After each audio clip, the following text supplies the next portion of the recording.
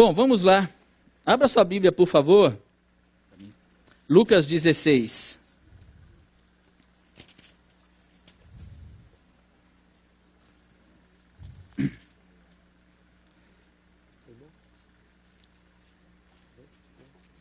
A parábola do administrador infiel. Lucas 16, a partir do verso 1.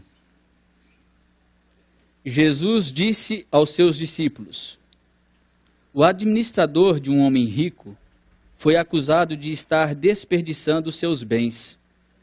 Então ele o chamou e lhe perguntou: que é isso que estou ouvindo a seu respeito? Preste contas da sua administração, porque você não pode continuar sendo o administrador. O administrador disse a si mesmo: meu senhor está me despedindo. Que farei? Para cavar não tenho força e tenho vergonha de mendigar. Já sei o que fazer para que, quando perder o meu emprego aqui, as pessoas me recebam em suas casas. Então chamou cada um dos devedores do seu senhor. Perguntou ao primeiro: quanto você deve ao meu senhor? 100 potes de azeite, respondeu ele. O administrador lhe disse: tome a sua conta, sente-se depressa e escreva 50. A seguir ele perguntou ao segundo: e você, quanto deve? 100 tonéis de trigo, respondeu ele. Ele lhe disse: tome a sua conta e escreva 80. O Senhor elogiou o administrador desonesto, porque agiu astutamente. Pois os filhos deste mundo são mais astutos no trato entre si do que os filhos da luz. Por isso, eu lhes digo: usem a riqueza deste mundo ímpio para ganhar amigos, de forma que, quando ela acabar, estes os recebam nas moradas eternas. Quem é fiel no pouco, também é fiel no muito. E quem é desonesto no pouco, também é desonesto no muito. Assim, se vocês não forem dignos de confiança em lidar com as riquezas deste mundo ímpio, quem lhes confiará as verdadeiras riquezas? E se vocês não forem dignos de confiança em relação ao que é dos outros, quem lhes dará o que é de vocês? Nenhum servo pode servir a 2 senhores, pois odiará um e amará outro, ou se dedicará a um e desprezará outro. Vocês não podem servir a Deus e ao dinheiro. Os fariseus que amavam o dinheiro ouviam tudo isso e zombavam de Jesus. Ele lhes disse: vocês são os que se justificam a si mesmos aos olhos dos homens, mas Deus conhece o coração de vocês. Aquilo que tem muito valor entre os homens é detestável aos olhos de Deus.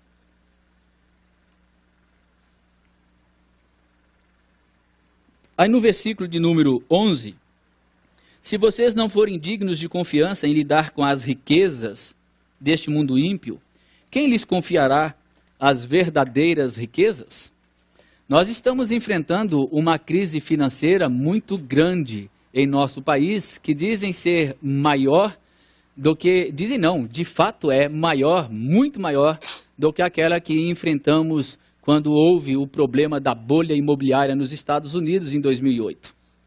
Acrescente-se a isto a crise política e a situação, portanto, fica muito pior. Acrescente ao molho os desvios de dinheiro, a corrupção e toda essa investigação que está sendo feita e, sem dúvida, a crise se torna assustadora. E no momento de crise financeira tão grande quanto esta, qual é a melhor coisa a fazer? Bom, eu digo que a melhor coisa a fazer hoje, nessa crise financeira, é investir na Bolsa de Valores. E alguém diz: isso é uma loucura. A Bolsa de Valores atingiu o menor nível em pontuação desde 2008. Está muito abaixo do que era em 2008. Portanto, para algumas pessoas, é uma tremenda de uma loucura, num momento de crise tão profunda, falar que a hora é de investimento. Tudo depende da maneira como você lida com o dinheiro. Se você é sábio no uso do dinheiro ou se você é tolo no uso do dinheiro.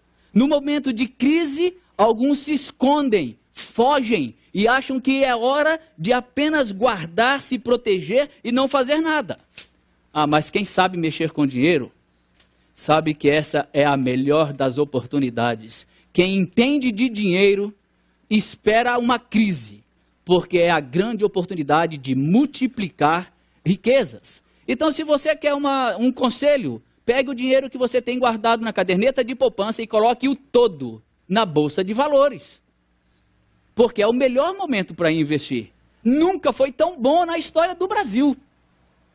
Vão ter pessoas que vão triplicar, ou quadruplicar, multiplicar o seu capital investindo agora na bolsa de valores. Mas outros que acham que entendem de economia, mas tudo que entendem de economia é a economia do boteco, acha que a melhor coisa é você fugir disso porque está caindo, está caindo, está caindo, todas as ações estão caindo, é hora então de cair fora e ficar quietinho no seu lugar. Para outros, é mais do que loucura, é um escândalo você falar de multiplicar capital em época de crise. É um escândalo, na verdade, até eu ficar gastando meu tempo aqui, neste momento de falar do Evangelho, para falar de investimento, de dinheiro. Olha, infelizmente para muitos é um escândalo, simplesmente porque não conseguem observar que nesta nossa geração, nós lidamos com o dinheiro diariamente.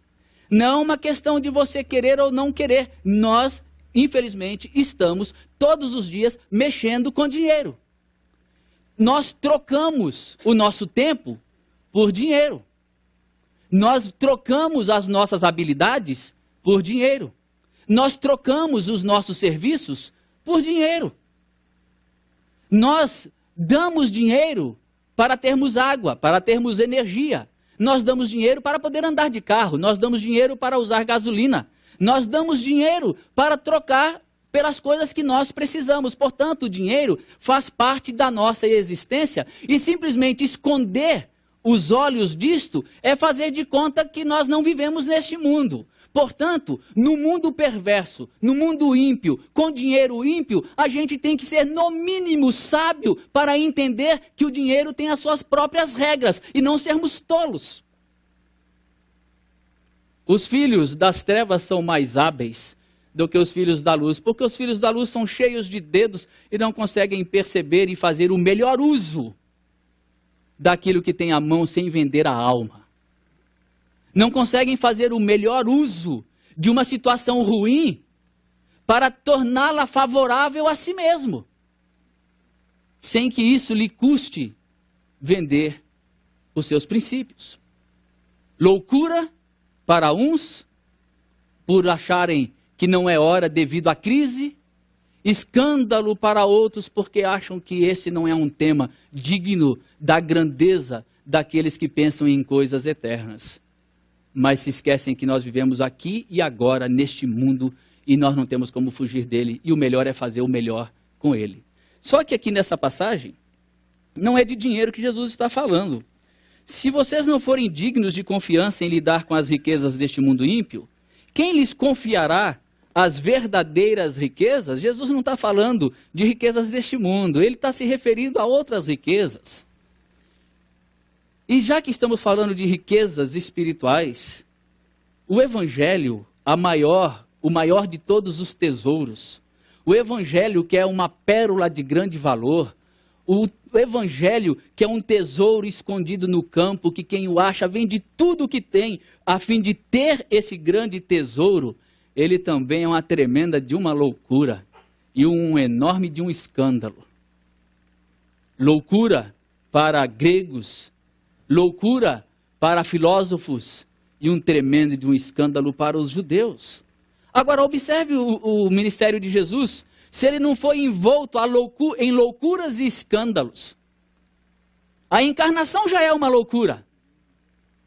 A vida de Jesus se misturando com publicanos e pecadores era um tremendo de um escândalo. A maneira como Jesus lidava com as pessoas, as coisas que Jesus falava, o que ele valorizava e que os outros não valorizavam, o valor que ele dava a determinadas pessoas que eram rejeitadas, o que ele ensinava, Tudo isso era para muita gente um tremendo de um escândalo. O evangelho é sim escandaloso. Olha a parábola do filho pródigo. Um pai que se lança no pescoço de um filho e o beija com toda alegria, depois dele gastar todos os bens na bagunça, na confusão da vida, com mulheres e com bebidas e com tudo que ele tinha direito. Ele desperdiçou a sua herança, tendo afrontado o pai, pedindo a herança antecipadamente.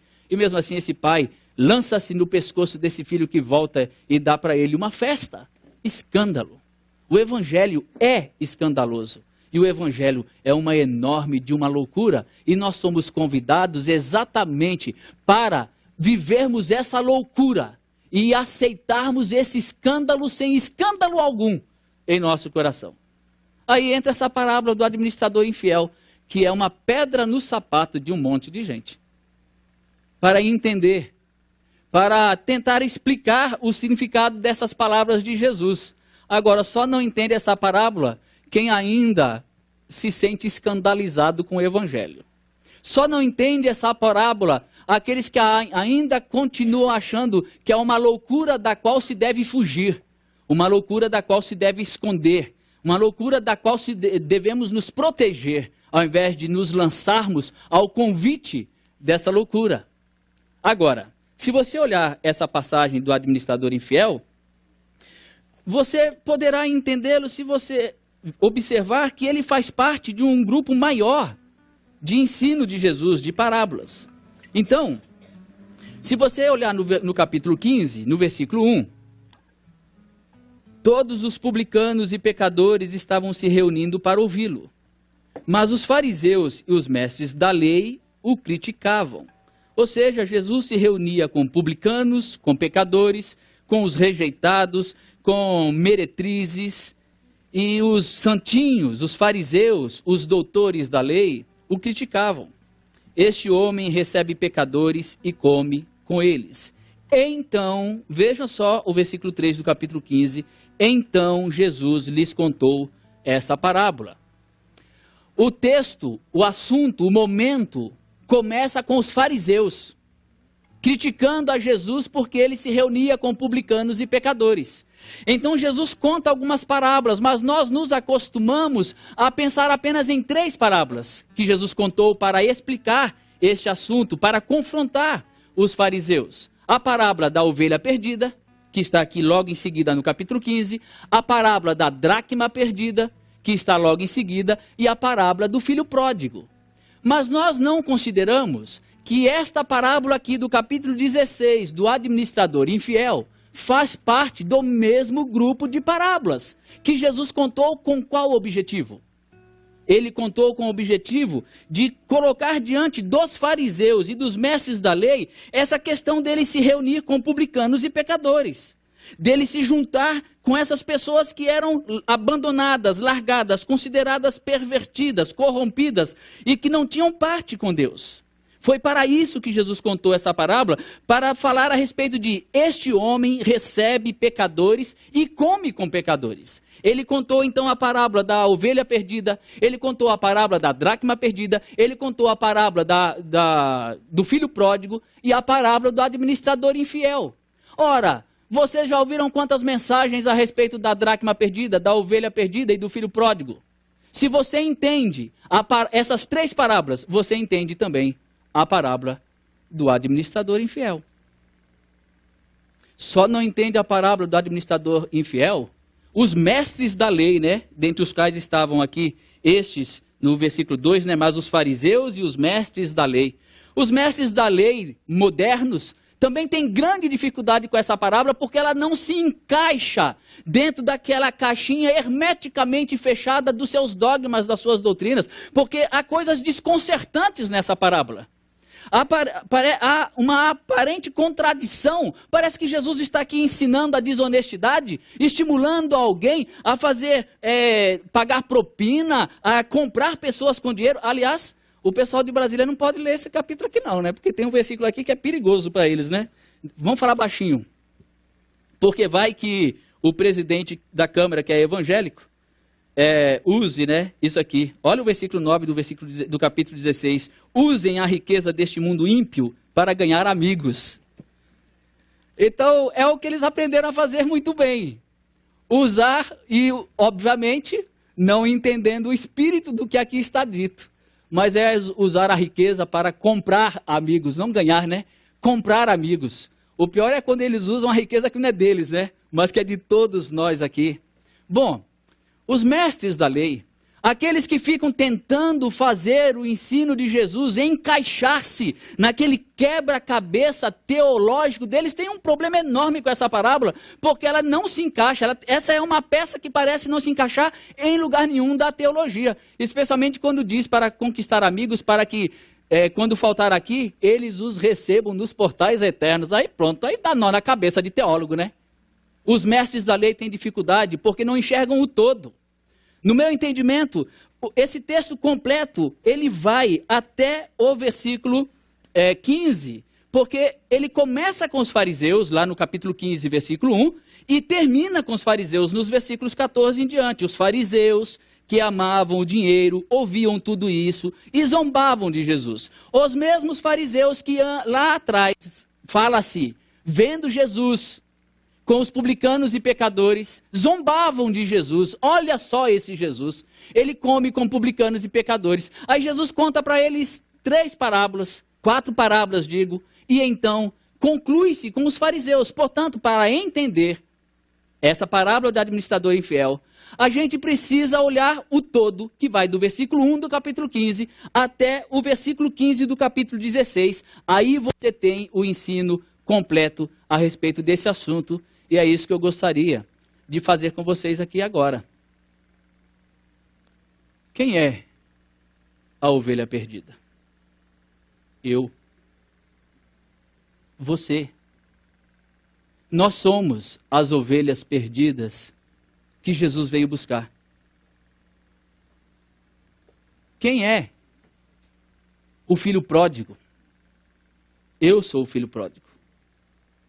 Que tendo zombado, afrontado o pai, ainda é recebido com festa. Eu sou a dracma perdida, que a dona da casa varreu a casa até encontrar. Eu sou a dracma, eu sou a ovelha, eu sou o filho pródigo. E eu sou o administrador infiel. Só não entende essa parábola quem não consegue se enxergar como filho pródigo, como dracma perdida, como ovelha perdida e como administrador infiel. Tais quais os fariseus, orgulhosos, presunçosos, que achavam que viam, que achavam-se certos, que achavam-se merecedores da bênção de Deus, da graça de Deus. Aliás, essa palavra graça nem existe na boca deles, porque tudo é mérito, tudo é barganha, tudo é compra, tudo é tentativa de se justificar pelos seus próprios atos. Quem não consegue se ver como pecador, não entende a parábola do administrador infiel.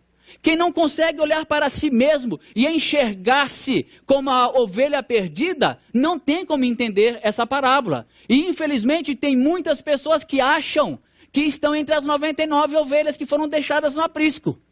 Pior ainda é achar que o curral é a igreja.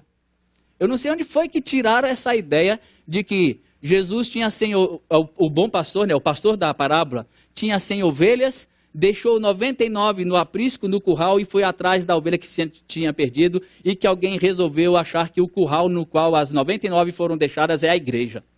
E, portanto, aquele que se perdeu é aquele que saiu da igreja. É aquele que se afastou da igreja. Nunca passou pela cabeça de Jesus tal coisa. Agora, a arrogância das arrogâncias é orar: Senhor Jesus, muito obrigado porque eu estou entre as 99. E não sou aquela que se perdeu. Agora, faça o exercício dessa parábola do administrador infiel de não olhar para fora, mas olhar para dentro.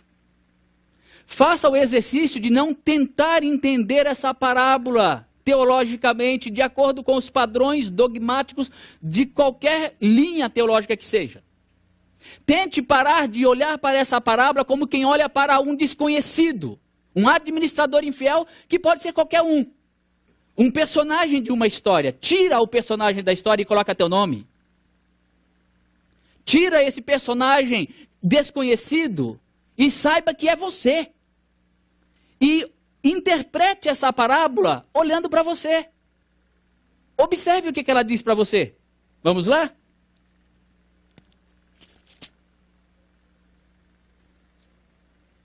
Jesus disse aos seus discípulos: o administrador de um homem rico foi acusado de estar desperdiçando os seus bens. Nós somos esse administrador desperdiçando os bens do nosso Senhor. Desperdiçamos os bens do nosso Senhor de todas as formas. Desperdiçamos os bens dele não usando os dons que ele nos deu. Desperdiçamos os bens mais valiosos do nosso Senhor, não aplicando-os conforme deveríamos aplicar.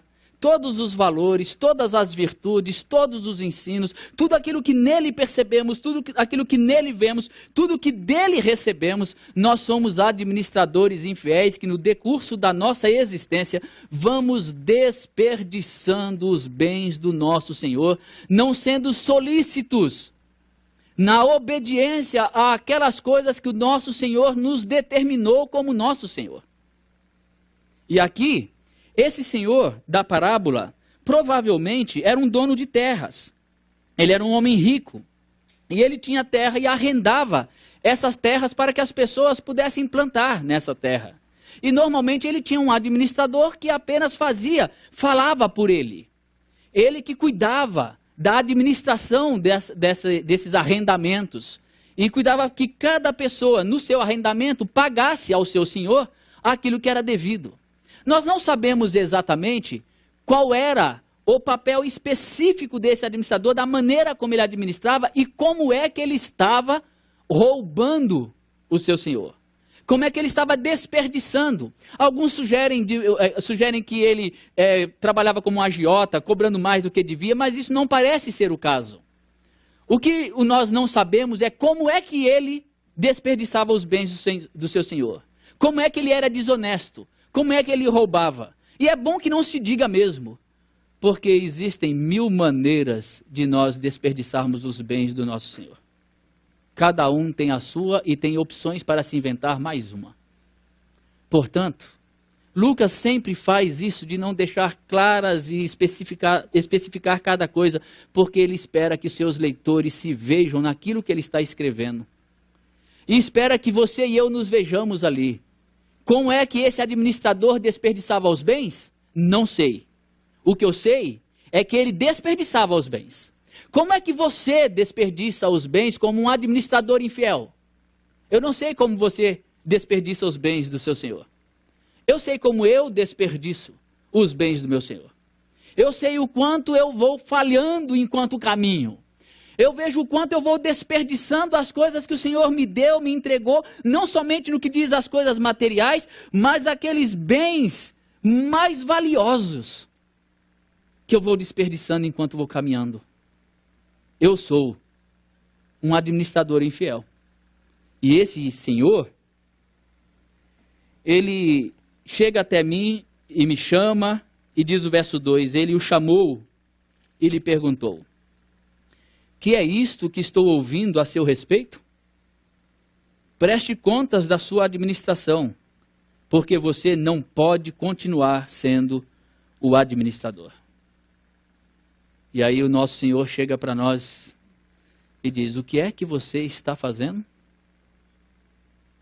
Preste contas da sua administração. A prestação de contas está marcada. E esse administrador sabia disso. O Senhor não estava brincando com ele.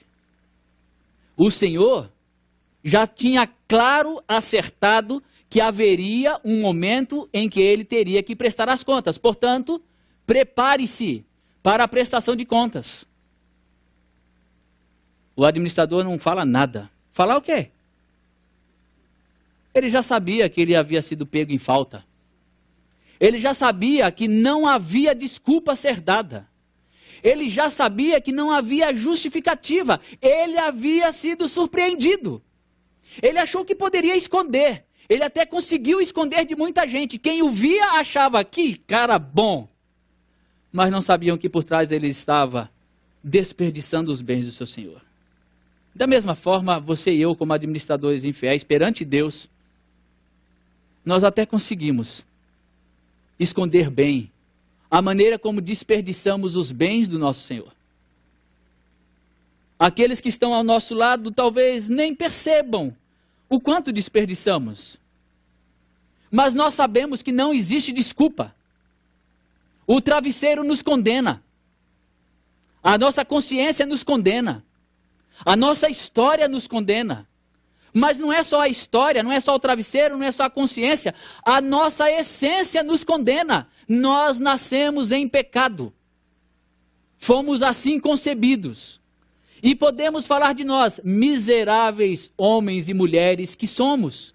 Quem nos livrará? Quem é que nos livrará no dia do juízo? Nós estamos condenados. Nós somos administradores infiéis. E a prestação de contas chegará porque haverá um dia em que todos nós deveremos comparecer perante o tribunal de Cristo para sermos julgados. E esse dia existirá. Não é uma coisa figurada, não é uma coisa apenas para amedrontar, não, esse dia acontecerá. Nós haveremos de comparecer perante o tribunal de Deus e saiba de uma coisa, o veredito já está dado.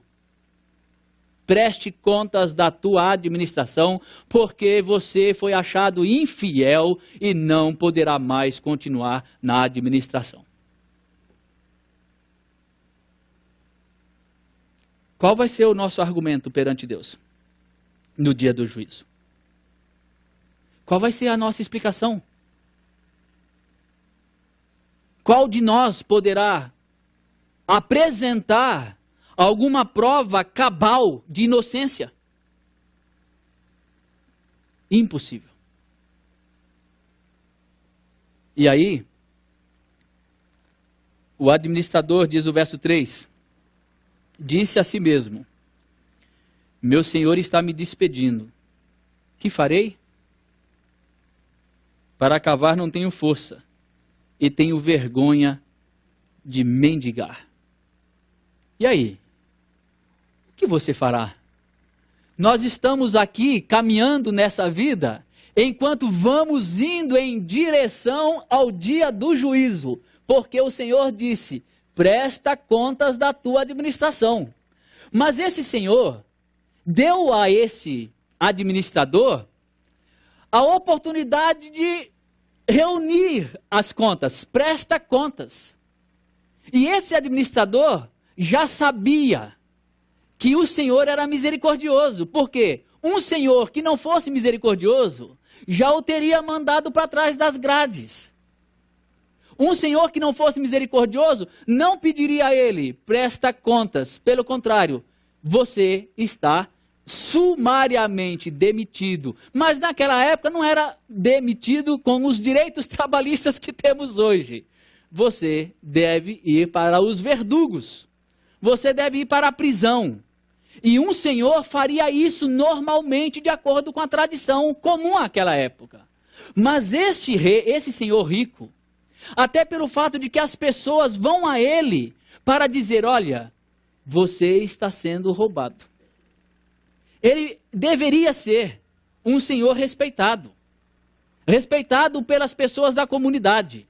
Ele não era um senhor ausente. Ele era um senhor que, ainda que tivesse um administrador, ele se importava com as coisas, com os negócios, com a terra e com quem nela estava.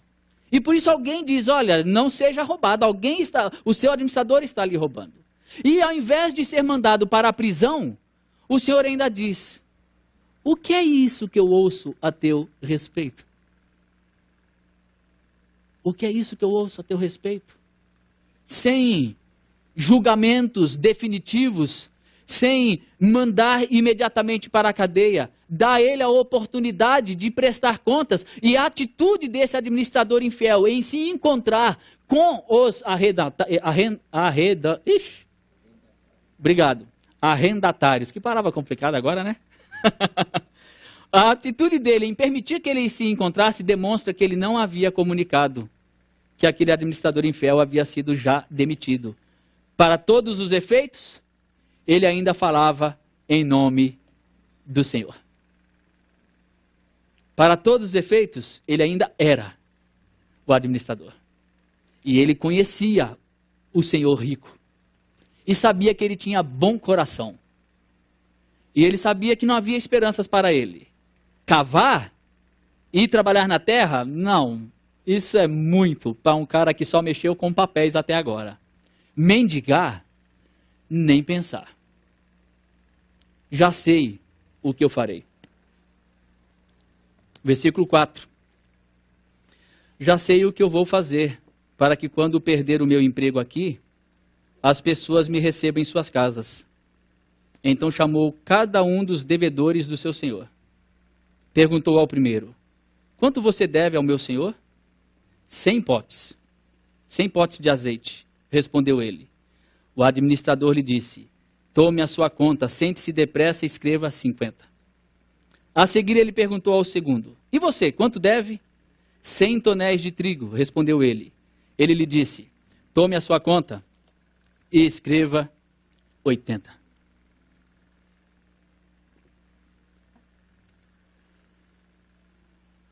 Aqui está o que a sabedoria pede para fazer. Aquele que não tem nada a apresentar em sua defesa no dia do juízo, a melhor coisa é apelar para a misericórdia. A melhor coisa é fazer todo o investimento na misericórdia, na bondade. A melhor coisa é não apenas confiar na misericórdia do Senhor e lançar-se completamente a essa misericórdia, como também lançar-se à misericórdia para com todos os demais.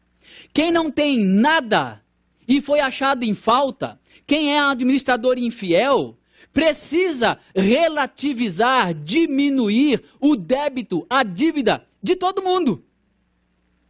Então, enquanto nós estamos aqui nos preparando para o dia do acerto de contas, a melhor coisa que a gente faz é começar a chamar todo mundo que deve e tirar a dívida de todo mundo.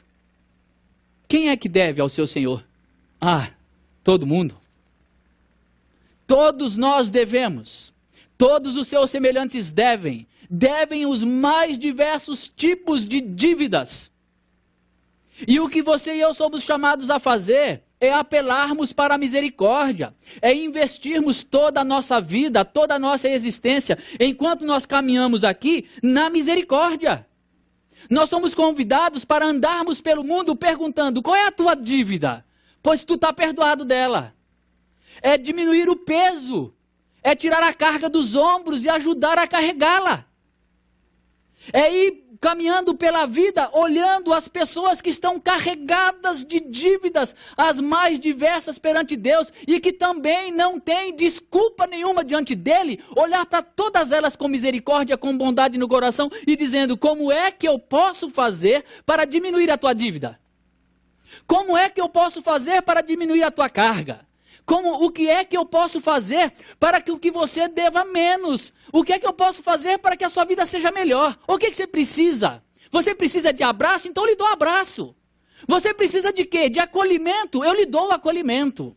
De que você precisa? Nós olhamos para todos os devedores, mas quando nós olhamos para todos eles, a gente olha para a gente e sabe que nós temos um encontro marcado. E para esse encontro marcado, o veredito está dado: eu sou culpado. Tanto quanto o outro. Mas eu sei que o Senhor é misericordioso. Então eu jogo todas as minhas fichas nesta misericórdia e neste amor. Eu não apenas sei que o Senhor é misericordioso pela parábola que está sendo contada aqui, mas eu sei pelas 3 anteriores.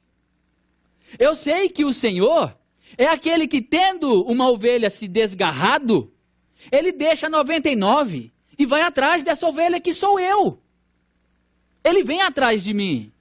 Ele já demonstrou o seu amor, a sua bondade, a sua misericórdia. Eu sou a dracma perdida. E ele, como apresentado naquela parábola, é a mulher que varre toda a casa à procura da dracma perdida. E Deus faz o mesmo. Ele continua indo atrás da gente, ele continua buscando, ele continua procurando, ele continua varrendo para encontrar todas as dracmas perdidas. E você é uma delas. Eu já vi na parábola do filho pródigo que não importa se eu, como um filho ingrato, e não apenas ingrato, mas presunçoso, arrogante, que chega diante do pai e quase que praticamente exige dele: eu quero a minha herança. Isso era uma grande afronta, porque normalmente a herança é para recebida quando o pai morre. E você então herda o direito a ela. Mas chegar diante de um pai e pedir a ele antecipadamente a herança é como considerá-lo morto. E o que é que esse pai faz quando o filho volta, tendo gastado todos os seus bens, todo o dinheiro, absolutamente tudo? O pai não faz conta do dinheiro gasto.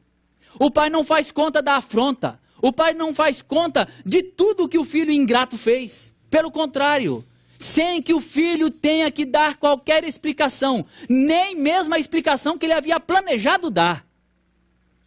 O pai lança-se, corre ao ver o filho de longe. Ele corre, ele se lança no pescoço do filho, beija, abraça, manda darem a ele a túnica, o anel, vesti-lo e dá uma festa. A gente já sabe que o pai é assim. Meus irmãos, se o pai é assim, e se as misericórdias do Senhor são a causa de nós não sermos consumidos, o caminho do Evangelho, a loucura do Evangelho, o escândalo do Evangelho, é a gente sair por aí por todos os lados, sem nenhum tipo de vergonha de abraçar todo tipo de pecador. Da mesma forma como Jesus fazia, e por isso estava sendo atacado, zombado, porque ele se reunia, ele se juntava com publicanos e pecadores. E essa parábola do administrador infiel está me ensinando que eu tenho que olhar para todos os outros com todas as suas dívidas e relativizar essas dívidas. Eu tenho que olhar para todas essas dívidas e procurar encontrar um caminho até o coração dessa pessoa. Encontrar um caminho para aliviar a sua carga e não impor mais carga. Agora, isso tudo parece extremamente escandaloso, porque isso significa abraçar as pessoas que normalmente nós não abraçaríamos. Significa não considerar dívida aquilo que todo mundo chama de dívida. Significa sair perdoando a todo mundo pelo caminho. Significa ir dando motivos de festa, de alegria para todo mundo. Aí vem aqui na parábola e se diz que os filhos deste mundo são mais astutos no trato entre si do que os filhos da luz. Esses pretensos filhos da luz, cheios de dedos, cheios de melindres, cheios de não me toques, cheios de santidades hipócritas, não podem tocar, não podem se misturar, precisam atacar, precisam mostrar que são diferentes, são eles e nós, enquanto que os demais, eles transitam com naturalidade entre as pessoas sem se preocuparem com o que está escrito na testa dessa pessoa. Essas pessoas no trato entre si são muito mais hábeis do que os filhos da luz, porque nós ficamos caçando razões teológicas, nós ficamos caçando razões moralistas para definirmos com quem vamos andar e com quem não vamos andar. Nós ficamos procurando razões para aquilo que vamos apoiar e o que nós não vamos apoiar, enquanto nós somos chamados tão somente para nos livrarmos de toda essa tolice e sermos hábeis no trato com as pessoas. E somos convidados tão somente para nós olharmos todo mundo do ponto de vista de um administrador infiel demitido. Somos chamados a olhar todo mundo do ponto de vista de alguém que não tem nenhuma justificativa, nenhuma explicação para seus atos e que está perdido, totalmente perdido. E portanto só lhe resta uma coisa: a misericórdia. E então aí está o investimento que tem que ser feito. Ora, meus irmãos, nós estamos num período de uma crise que não é financeira. A maior crise nossa não é financeira. Nós estamos com crise de amor. Nós estamos com crise de misericórdia, com crise de bondade, com crise de paciência. Nós estamos com crise de compaixão. E no momento de crise, os sábios não se escondem. Os sábios abrem os peitos porque encontram as melhores oportunidades. Então, se nós estamos vivendo crise de misericórdia, os filhos da luz são chamados a exercerem a misericórdia, a investirem tudo na misericórdia, porque no momento de crise não é hora de fugir do mercado, é hora de você entrar com toda a força no mercado, porque ali está a grande oportunidade. Então o que nós vamos fazer no momento de crise? Nos adaptarmos à crise? Aceitarmos a crise e ficarmos escondidinhos dentro de casa, contando centavos e guardando debaixo do travesseiro, com medo de que poupança seja, que não está dando nada, é melhor guardar debaixo do travesseiro mesmo, né? Ou seja, confiscada. Nada, a gente pega tudo e investe tudo, porque a gente já sabe que aquilo não é nada. Da mesma forma, na hora da crise, daquilo que é valioso e que não são riquezas deste mundo, ao invés de nós nos adaptarmos, ao invés de nós ficarmos pegando esses tesouros que nós temos e guardando debaixo dos nossos travesseiros, nós somos convidados a irmos para a rua e começarmos a usar e a investir esse tesouro. Por isso Jesus diz, juntem tesouro no céu, onde a ferrugem não corrói, onde os ladrões não roubam, não minam, não escavam. Junte tesouro no céu. Juntar tesouro no céu é fazer isso que esse administrador infiel fez. Juntar tesouro no céu é sair diminuindo a dívida de todo mundo. Juntar tesouro no céu é na crise da misericórdia investir tudo na misericórdia. É na hora da crise do perdão investir tudo no perdão. Hoje pela manhã lá em Taguatinga, uma irmã falou da sua filha, porque um dia desses eu preguei lá sobre o perdoar 70 vezes 7. E eu falei sobre exercitar o perdão. E que, portanto, significava perdoar tudo, sempre. E aí essa menininha, eu não me lembro a idade dela, era acho que 7 anos, alguma coisa assim, fez a conta, né? 70 vezes 7, 490. E falou para a mãe dela, mas é muita coisa. Mas aí a mãe, depois de alguns dias, cometeu um erro contra a filha, né? E pediu perdão à filha. Eu falei, ô filha, me perdoe, eu não podia ter feito aquilo. A filha falou assim, você já está perdoada de tudo, mamãe. Porque é mais fácil perdoar tudo já de uma vez do que ficar fazendo conta. Mas é exatamente isso. Para que ficar fazendo conta dos pecados dos outros? Não é melhor você se preocupar só com as suas, que já são bastante? Preste conta. Prepare-se. Preste conta, porque você foi achado em falta. Mas que bom que nós sabemos que o Senhor é misericordioso. E é esse o nosso chamado. Para a gente fazer aquilo que esse administrador infiel fez. Olha só o versículo 8. O Senhor elogiou o administrador desonesto, porque agiu astutamente. Ele foi inteligente. Ele fez o melhor com a pior situação. Ele ajudou os devedores. Ele foi bondoso para com eles. Eles nem precisavam saber que ele estava demitido. Ele foi astuto. E aqui o Senhor o elogia. Vocês já perceberam que em todas as outras 3 parábolas tinha festa? Assim, a festa nos céus por um pecador que se arrepende, diz a parábola. Assim, a mulher que achou a dracma perdida deu uma festa, porque achou a dracma perdida. O filho pródigo, depois de ser de novo introduzido à casa do pai, o que o pai dá? Uma festa. E o que é que você acha que aconteceu no campo aquela noite? Com o administrador infiel diminuindo a dívida de todo mundo? Uma festa. E uma festa que elogiava a quem? o administrador infiel. E eu imagino que durante a festa, pelo menos nos jantares, nas bebidas do fim da noite, os rapaz, essa palavra não saiu hoje não. Arrendatários. Eles elogiavam a bondade, a grandeza de espírito do grande homem que era aquele administrador. Mas não era só dele que eles falavam. Com certeza eles elogiavam também o Senhor, porque o Senhor colocou o administrador, e o Senhor é tão bom, e esse administrador é tão bom.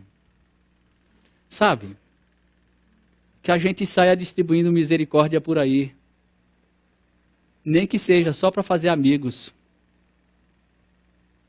e eles vão nos elogiar, e eles vão dizer, que cara bom é o Adailton. Mas eu sei que eu sou o administrador infiel.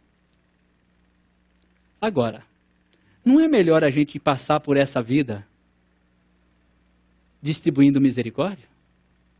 E dando às pessoas motivo de festa pela nossa bondade e misericórdia? Ainda que a gente saiba, lá no fundo, que a gente não é tudo aquilo que dizem que a gente é? Mas por que a gente não investe toda a nossa vida para sermos conhecidos como pessoas boas? Por que a gente não investe a nossa vida para que mesmo aqueles que conosco sofrem certas situações difíceis, ruins, possam dizer, ele, ela, foi muito bom para mim. Quando lembrarem do seu nome, lembrarem de uma pessoa boa. Pode ser que não lembrem de você como rico, como inteligente, bem-sucedido. Mas poderão dizer, como era bom. Sabe, é melhor ser assim, do que ficar cheio de dedos, vivendo uma vida rude, uma vida matematicamente certa, onde tudo se encaixa e onde não há lugar para as múltiplas relações com as mais variadas pessoas, nas mais variadas circunstâncias, com o mais variado tipo de pecador, com os mais declaradamente malucos dessa vida, com aqueles que são tidos pelos demais, pelos certinhos, pelos santos, como pecadores, pervertidos, depravados, que merecem o repúdio de todos. Melhor sair abraçando, porque haverá um dia em que nós vamos querer o abraço também. E o que será dito de nós é exatamente que, tendo distribuído misericórdia, a misericórdia nos alcançou. Seja bendito, seja bem-vindo, porque eu tive fome e você me deu de comer. Eu tive sede e você me deu de beber. Eu estava nu, você me vestiu. Eu estava doente, você me visitou. E nós seremos convidados a entrar, porque o Senhor é misericordioso. O que há mais para entender nessa parábola? Você quer entender o significado de para que eles vos recebam nos portais eternos? Não se preocupe com isso não. Apenas faça amigos. E certamente eles te acompanharão nos portais eternos. Mas não precisa ter explicação teológica para isso. Apenas faça amigos. De riquezas ímpias, façam amigos? É simples. Apenas use o seu dinheiro para fazer o bem. É só isso. Não é nada mais grandioso do que isso. Use o seu dinheiro para fazer o bem. Não coloque o seu coração no dinheiro, para se alguém pensa que Jesus está aqui estimulando a desonestidade. Os versículos seguintes deixam muito claro que não. Diz claramente que o nosso coração não pode estar nas riquezas dessa terra, mas sim nas riquezas eternas. Tesouro eterno. Riqueza que não pode ser avaliada neste mundo. É isso, meus irmãos. Que Deus nos abençoe para que nós, administradores infiéis, saiamos por aí distribuindo misericórdia, bondade e diminuindo a conta de todo mundo.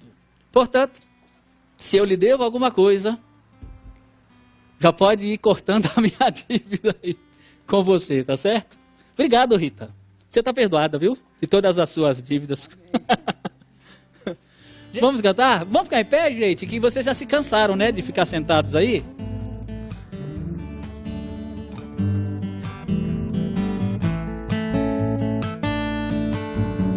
A Ele todo som de todos nós, a Ele todo tom e toda voz cantem glória. A Ele todo som de todos nós, a Ele todo tom e toda voz cantem glória.